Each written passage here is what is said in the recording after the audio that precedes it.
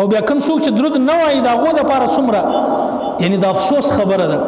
یو حدیث کې نبی علیه السلام فرمایي البخیل من ذکرت عنده فلم یصلي علی.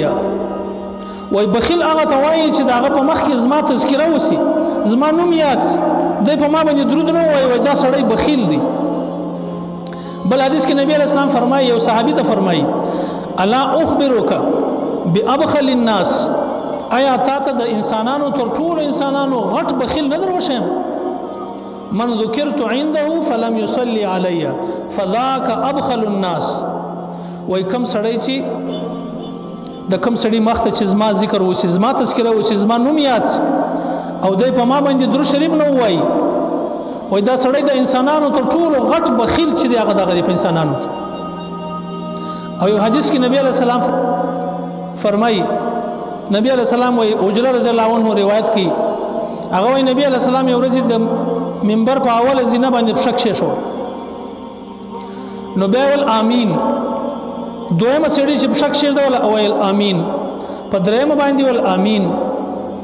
خیر چې نبی علیه السلام د څنګه د منبره راکښته سو، نو یو صحابي وایي موږ پوښتنه ځینې وکړه چې ای د الله رسوله تا خو مخکې داسې عمل نه و کړی، دا آمین دې مخکې نه و ویلی، دا څه واقعه ده؟ نبی علیه السلام ورته فرمایي وایي ما چې څنګه په اوله سړي باندې پښه کښېښوله، جبرائیل امین رالی، هغه ما ته ویل وایي هلاک دي سي هغه سړی چې په هغه باندې د روزې میاشت راله او د ده مغفرت نه وشو. او دویمه سړي باندې چې ما ول آمین، او چې په دویمه سړي مې پښه کښېښوله، نو بیا دا ویل چې هلاک دي سي هغه سړی چې د هغه په مخ کې ستا تذکره وسي او دی په تا باندې درود او سلام نه ووایي، وایي ما ول آمین. او درېیمه سړي چې مې پښه کښېښوله، نو ده ویل چې هلاک دي سي هغه سړی چې د هغه په ژوند کې د ده مور او پلار یا دواړه د هغو د وجې دی جنت نه کې حاصل، یعنې د هغو د خدمت په وجه دی جنت نه کې حاصل، نو دغه دیم هلاک سي. نبی علیه السلام والما آمین. نو اوس د نبی علیه السلام نوم رالی او موږ درود شریف نه ووایو، په دې باندې د جبرائیل علیه السلام بددعا ده. او امین څوک باندې وایي؟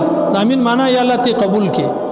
امین نبی علیه السلام باندې وایي، هغه مقربه فرشته بددعا کوي او د ټول جهان بهترین انسان نبی علیه السلام هغه امین باندې وایي، د څومره غټ د هلاکت سره مخامخ.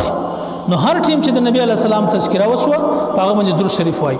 په ټوله ژوند کې علماو یو مسله لیکلې ده، په ټوله ژوند کې یو واره په نبی علیه السلام باندې درود ویل فرض عین دی، او په مجلس کې د نبی علیه السلام تذکره وسوه یو واره درود ویل واجب دی، او بار بار تذکره وسوه بیا ویل مستحب دی. افضل خبره ده چې په نبی علیه السلام باندې درود وایي.